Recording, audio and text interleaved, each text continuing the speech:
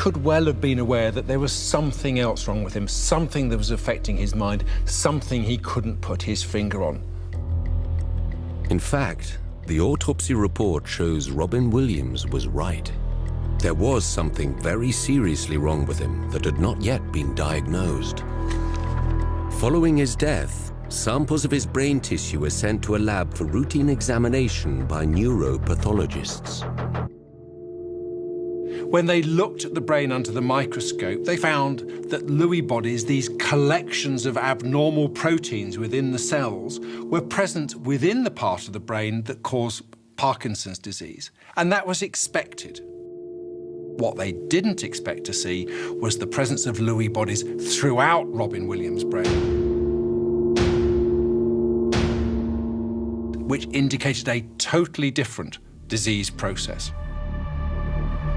Lewy bodies are the abnormal collection of proteins within the brain cells. And as the collections build up, the brain cells stop working. And as the brain cells stop working, that part of the brain ceases to function correctly. And it progresses inexorably. And the deterioration is most noticed in the higher functions, memory and thought and planning. The presence of these additional Lewy bodies indicates that Robin Williams wasn't just suffering from Parkinson's disease. He was suffering from another condition, one that was even more serious. Robin Williams was suffering from undiagnosed dementia.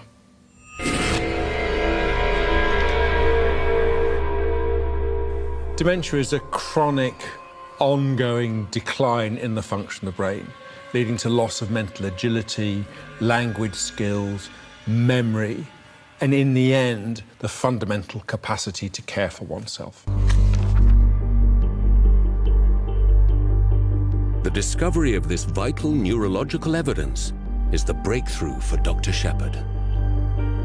The diagnosis of Lewy body dementia completely changes our understanding of Robin Williams's last hours. Sufferers are known to experience depression. Lewy body dementia can cause physical deterioration and Parkinson-like symptoms of stiffness, rigidity, and tremors.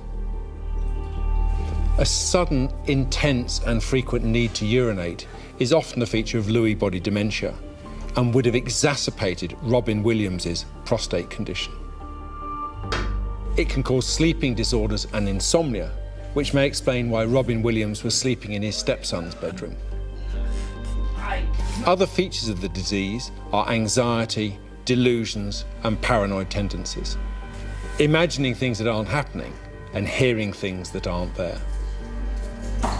Fluctuations in cognition leading to periods of confusion followed by periods of alertness may explain why his wife describes this change in his mood during the day of his death. Lewy body dementia can affect reasoning and emotion, can cause episodes of confusion and impaired decision-making. Sufferers can even hallucinate and act out their nightmares.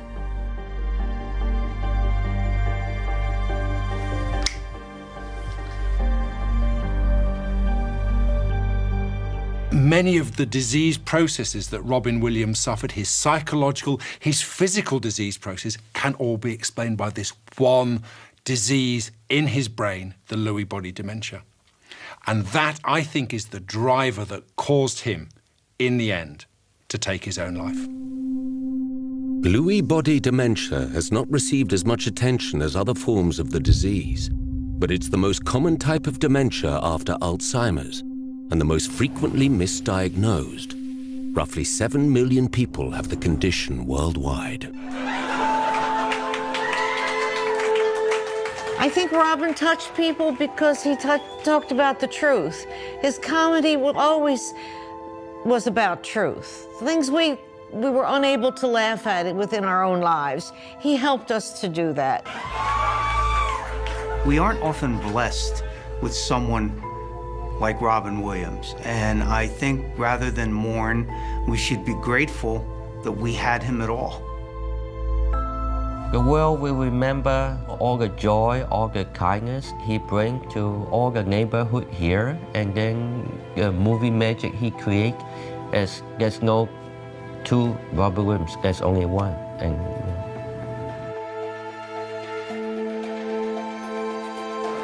he made an enormous amount of people feel a little less alone, and that's the most important. And that's, you know, his memory is one that I have yet to meet people that didn't find it overwhelmingly positive. So I'll just try and focus on that.